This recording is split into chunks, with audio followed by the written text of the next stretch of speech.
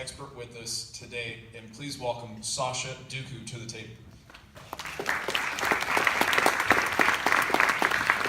Thank you, Jim. Are you guys still with me? I know it's been a long afternoon, but you've learned a lot from autonomous cars to the future of energy. So now we're going to talk about communications, because that's the important piece of all of this. How do we communicate this, whether it's nationally or globally? So how we're communicating is just as important as what we're communicating. We have 23 billion connected devices in the world today. By 2020, we're gonna be at 31 billion devices online. That's more than 4 times our global population. Isn't that amazing? With so much information at our fingertips, we're constantly contributing to this data stockpile every time we reach for our phones to do a Google search to get some answers.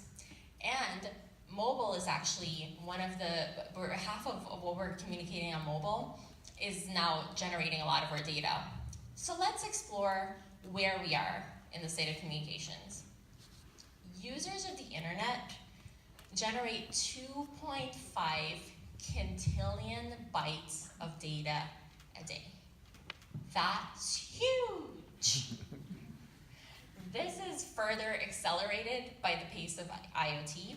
And over the next in the last 2 years, we've seen that 90% of the world's data was generated. 90% of the data we have today was generated just 24 months ago.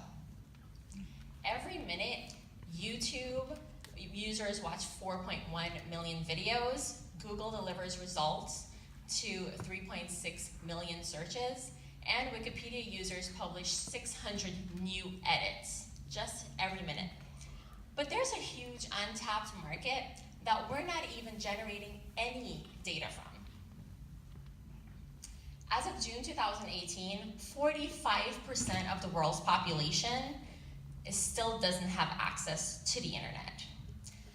These are the least developed countries across Asia and Africa that we haven't even tapped into yet. That's crazy when you think about it. But Facebook thinks they have a solution. They want to connect the world. They've done away with their Wi-Fi delivery drones, and now they're focusing on internet exchange points, which are basically big data centers that will be local internet infrastructures to connect this untapped market. This unconnected market presents an enormous opportunity for tech businesses. 3.8 billion people don't know much about the world outside their 4 walls. If Facebook is successful in providing access to the internet to these billions of people, we've opened a whole new world of possibilities for these regions. For example, entrepreneurs can facilitate more social good services and goods and really impact these struggling economies. Millennials like myself are major consumers of social good businesses. Anybody heard Tom Shoes? The idea of communicating with this untapped market really creates a deep connection that can impact other sectors like retail and finance. Well, when we're communicating globally, there are 3 major things we need to consider. The geographic location. Are there geographical differences between where a product or service is originating from to where it's going from? Do we need to tailor that product more specifically for that market? The culture. Are there cultural differences that will impact how the product is received in that specific market? And do we need to sort of reposition any of our product offerings? And the people. Is it a patriarchal or matriarchal society? And do we need to pivot our positioning and messaging for that market? When we have global users coming online, they really fuel this digital economy. Increased access to communication impacts the way we generate, process, apply, and monetize information. The digital economy is based on digital computing technologies and how we conduct business over the internet specifically. With this vast amount of data that we're generating with these billions of devices, we're able to gain actionable insights into what consumers want. And this can fuel our marketing and sales strategies and make us really tap into them and enhance their customer experience. Consumers are constantly being hit with information. A lot of it they're tuning out. But with data, we can ensure there's more one-on-one personalized communication, and we're not just generalizing information and overloading consumers.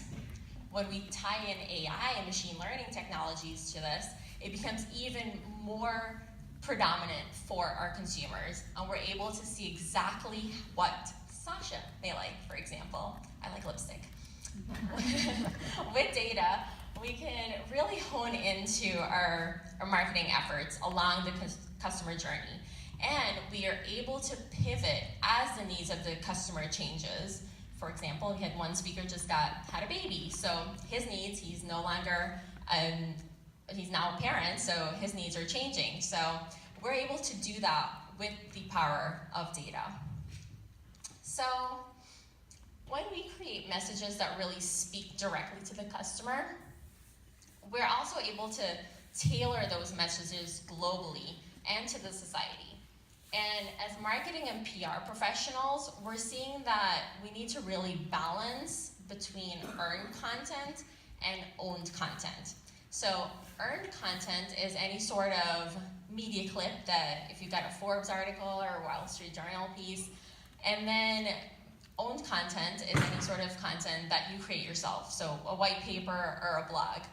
We found that the vast majority of consumers won't be able to distinguish between a news story or promotional content within the next 5 years. And honestly, most of them don't really care. Well, why would they?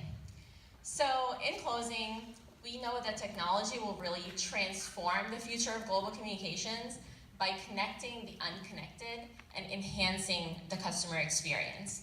So it's certainly an exciting time, and we're really eager to see where it takes us. Thank you.